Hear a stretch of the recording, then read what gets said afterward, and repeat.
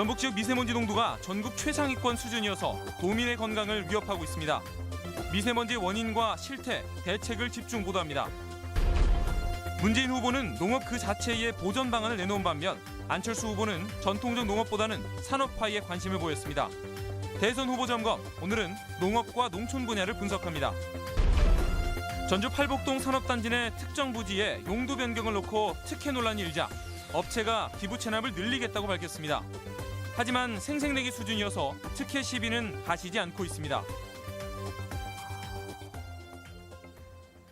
여러분 안녕하십니까? 전북권 뉴스입니다. 오늘 첫 소식은 건강에 해롭다는 미세먼지 집중 보도입니다. 청정 전북이라지만 미세먼지 발생 빈도와 농도는 전국 최고 수준입니다. 원인도 명확하지 않은데 대책은 더욱 허술해서 도민들의 불안감만 커지고 있습니다. 먼저 미세먼지 발생 원인, 박찬익 기자입니다.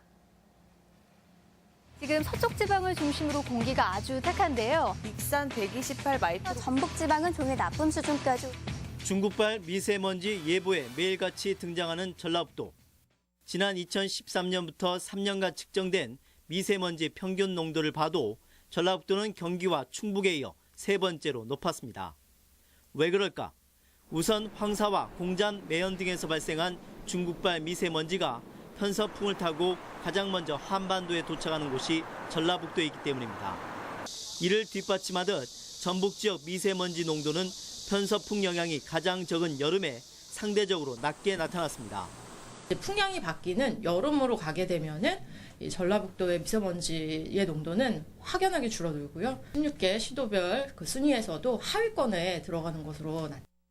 중국발 미세먼지만으로 해석되지 않는 부분도 있습니다. 지난 1년간 미세먼지 측정치를 살펴보면 군산이나 부안, 고창 등 서해안 지역보다 전주나 익산 내륙 지역이 더 높게 나타나고 있습니다. 이는 지형적 특성에 원인이 있는 것으로 추정되고 있습니다. 분지 지형으로 되어 있기 때문에 미세먼지가 이동을 할 때 그 바람이 그것이 잘 이제 퍼져나가지 못하고 이곳에서 정체되는 현상을. 이와 더불어 자동차 배출가스 등 도시에서 발생하는 1차 미세먼지의 경우 대개의 화학적 반응을 통해 2차 미세먼지를 만들어내는 것으로 알려져 있습니다. 하지만 도내 미세먼지에 대한 종합적인 조사나 연구가 아직까지 제대로 이뤄진 적이 없어 정확한 원인은 여전히 추측 수준에 그치고 있습니다. MBC 뉴스 박찬익입니다. 미세먼지 발생이 이어지면 도내 호흡기 환자도 덩달아 크게 늘어날 정도입니다. 실제 미세먼지 입자는 호흡기로도 걸러지지 않아 건강에는 치명적입니다. 김하연 기자가 취재했습니다. 미세먼지 직격탄을 맞은 건 건설 현장 노동자나 공공근로자처럼 야외에서 일하는 사람들입니다. 뿌연 시야와 칼칼한 목, 공기가 부쩍 나빠지고 있다는 건 굳이 수치를 보지 않아도 몸으로 알 수 있습니다. 감기에 이 지금 막 가래까지 좀 많이 안 좋거든요. 그래도 할 수 없이 일을 해야 하기 때문에. 주의보나 경보까지 내려지는 날이면 도내 호흡기 내과마다 환자가 눈에 띄게 증가합니다. 기존 폐질 환자나 영유아의 경우 미세먼지에 특히 취약합니다. 어플 같은 거 보면 또 신경 쓰이니까 문 닫고 막 이러거든요. 그래서 좀 어떻게 대책 방법이 없나도 걱정도 되고. 미세먼지에 가장 큰 영향을 받는 것으로 알려진 호흡기 내과 외래 환자는 원광대병원의 경우 8년 만에 40% 넘게 증가했고 전북대병원도 비슷한 증가 추세를 보이고 있습니다.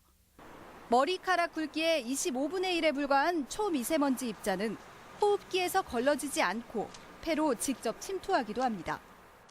전북에서 폐렴으로 인한 인구 10만 명당 사망률은 10년 만에 5배 가까이 증가해 전국 17개 시도 가운데 상위 3번째로 올라섰습니다. 전국 상위권인 미세먼지에 지속적으로 노출돼 온 상황과 무관하지 않을 것으로 추정돼 연구가 필요한 상황입니다. 미세먼지는 벤조피렌이나 성면 등과 함께 세계보건기구 WHO가 지정한 1군 발암물질이기도 합니다.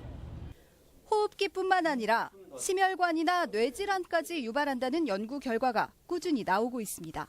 그런 정보를 알려주는 그런 시스템이 있어야 될 것 같고 또 환자들이나 일반 국민들은 그 정보를 받아보고 이제 가급적이면 그 미세먼지에 노출되는 그 기회나 가능성을 좀 일단은 줄이는 걸 최근에는 미세먼지로 인한 조기 사망자가 우리나라와 일본에서 한 해 3만 명에 이른다는 연구 결과까지 나와 도민 건강에 대한 우려는 더 커지고 있습니다. MBC 뉴스 김하연입니다. 이렇게 미세먼지의 폐해가 심각한데 대책을 보면 한심스러운 상황입니다. 정부의 농도 판정 기준은 느슨하기만 하고 도내에는 유해성을 분석할 측정소도 없습니다. 이 소식은 유룡 기자입니다. 전주의 한 초등학교. 미세먼지 농도가 상당하지만 아이들이 야외 체육 활동을 하고 있습니다. 교육부의 지침에 따라 주의보 이상일 때만 모든 학생들의 야외 활동이 금지됩니다. 작년까지는 경북 일대 전면 금지였는데 올해부터는 이제 주의보 때 중고등학교까지 다 전면 금지하고 있어요. 하지만 미세먼지의 위험성이 알려지면서 대응도 강화돼야 한다는 지적이 높습니다. 최근 서울시 교육청은 미세먼지 농도가 보통 수준인 50 마이크로그램만 넘어도 야외 수업을 자제하고 마스크를 착용하도록 했습니다. 실제 우리나라의 미세먼지와 초미세먼지 농도 기준은 세계 보건기구인 WHO 기준의 절반 수준에 머물고 있습니다. 프랑스 파리는 미세먼지 오염 수치가 우리나라 기준의 3분의 1만 돼도 차량 2부제에 들어가는 등 강력한 정책을 시행하고 있습니다. 지금 수도권에서 공공기관을 대상으로 차량 2부제를 시행하고 있는데 장기적으로 우리 전주시에서도 그 차량 2부제를 도입을 검토 중에 있습니다. 미세먼지를 정확히 분석해 원인을 찾아내는 노력도 서둘러야 합니다. 도내에는 대기오염 측정소가 15곳이 있는데 이곳에서는 미세먼지의 농도만을 측정할 수 있습니다. 원인을 찾기 위해서는 미세먼지가 함유하고 있는 물질을 세세하게 분석하는 집중 측정소가 필요하지만 광주나 대전과 달리 전북에는 미세먼지 집중 측정소가 한 곳도 없습니다. 중국발 원인을 먼저 두기보다는 우리 지역의 발생 원인들을 좀 찾아내고 생활 속에서 피해를 좀 줄일 수 있는 저감 대책을 찾는 것들이 시민들이 더 이상 마스크 하나로 버텨야 하는 일이 없도록 지자체의 적극적인 노력이 필요해 보입니다. MBC 뉴스 유룡입니다.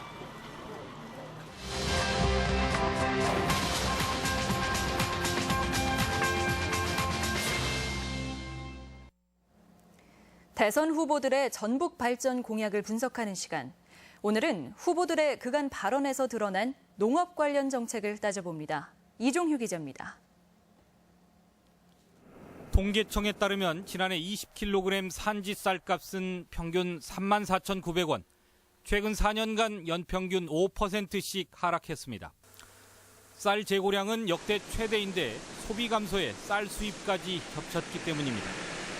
농민들은 새 정부의 농업 정책에 일대 전환이 필요하다는 주장입니다. 앞으로는 이제 개방 농장도 없애고 또 저가 정책도 없애고 이러면서 정말 중농 정책. 문재인 후보는 전북 지역 토론회에서 농업을 지켜야 한다며 논의 대체 작물을 재배하면 차액을 보전해주되 논을 없애지는 않겠다고 밝혔습니다. 이는 쌀 생산 감소를 위해 농지 전용을 유도했던 현 정부와는 다른 방향입니다. 논을 유지한 가운데 거기에 고구마라든지 콩이라든지 이런 대체 작물을 재배하게 하고 그 손해를 국가가 보전해주는. 안철수 후보는 아직 농업에 대한 구체적 공약이나 입장을 내진 않았습니다. 다만 익산의 식품 산업의 가능성을 평가하고 관련 농업단지를 조성하겠다는 입장을 반복해서 밝혔습니다. 네덜란드 같은 예를 보면 1차 산업에 머물러 있는 농업이 아니라 그것을 식품 산업으로 발전시켜서 국가를 먹여 살리고 있습니다. 우리도 이제 그쪽으로 발전을 해야 되고.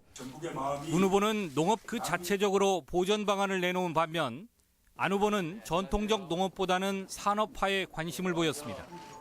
안철수 후보는 산업, 식품 이것을 놓고 고민을 하시기 때문에 좀 동떨어진 부분이 좀 있는 것 같습니다.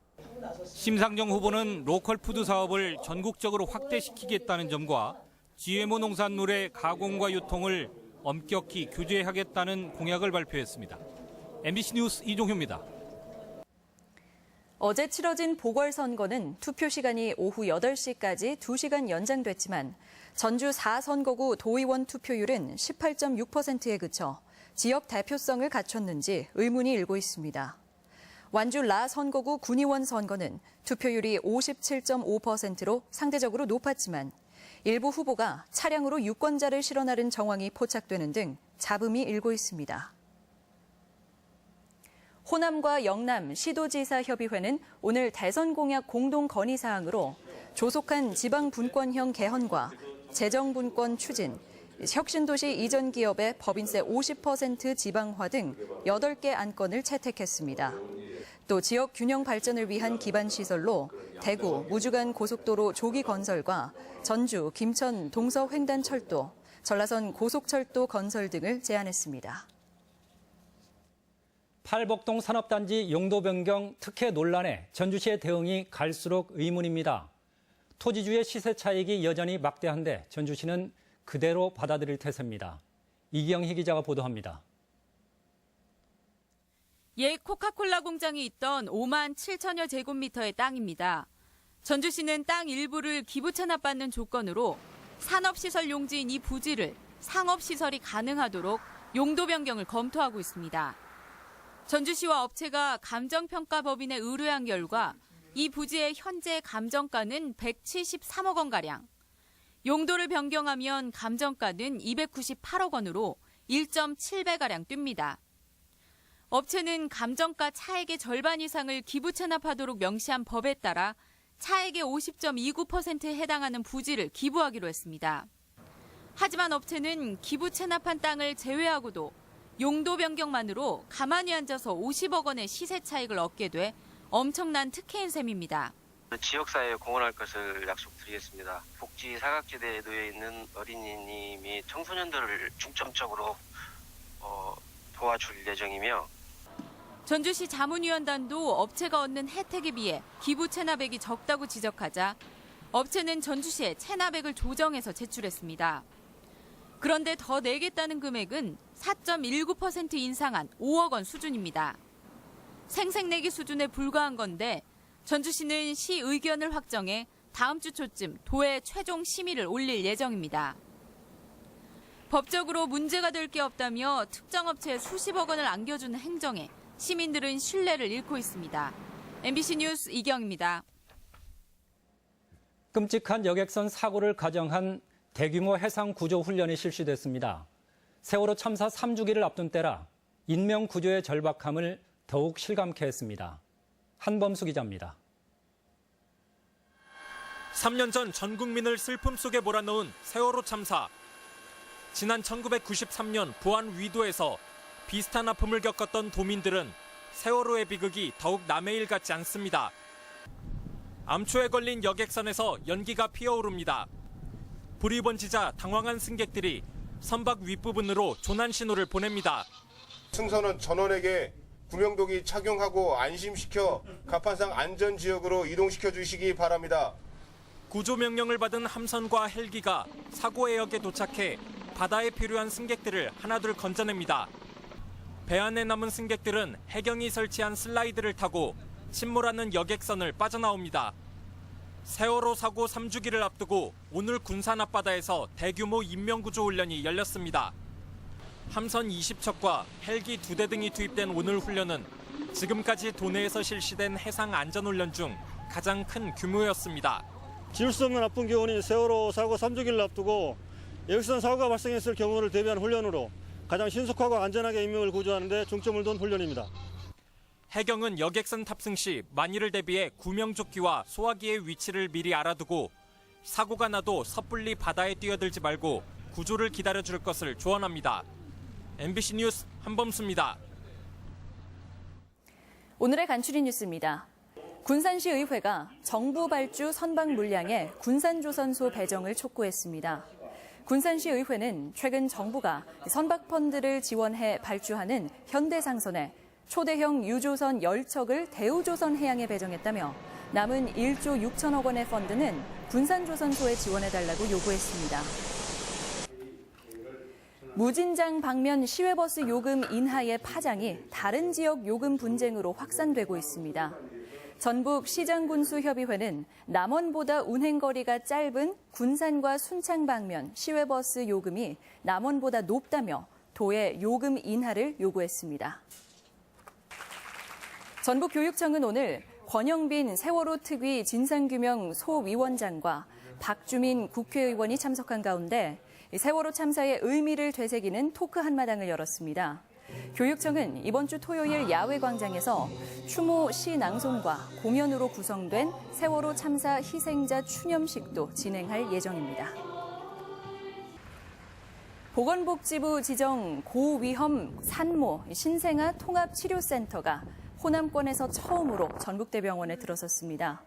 어린이병원 3층에 마련된 센터에는 산모와 태아를 위한 집중치료실 등이 갖춰졌고 특히 24시간 산부인과와 소아청소년과 전문의의 치료가 이뤄집니다.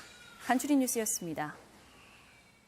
올해 전주국제영화제 개막식 사회는 프랑스 배우이자 감독으로 지난 2008년 칸 영화제 개막식 사회를 맡았던 에두아르 바에르와 전주 출신이자 MBC 뉴스데스크 앵커로 활약했던 박혜진 아나운서가 맡게 됐습니다. 올해 전주국제영화제는 오는 27일부터 다음 달 6일까지 영화의 거리 일대에서 열립니다. 2017 전주 대사슴놀이 전국대회 조직위원장에 전주 출신으로 문화관광부 장관과 세계소리축제 조직위원장을 지낸 김명곤 씨가 선임됐습니다. 전주 대사슴놀이 전국대회는 지난해 심사위원 뇌물수수로 물의를 빚어 올해는 조직위원회 중심으로 꾸려지는데 전주시는 취소된 대통령상 회수에 김 위원장의 역할을 기대하고 있습니다. 정읍천에서 물고기 수백 마리가 죽은 채 떠올라 정읍시가 진상 파악에 나섰습니다. 전북권 뉴스였습니다.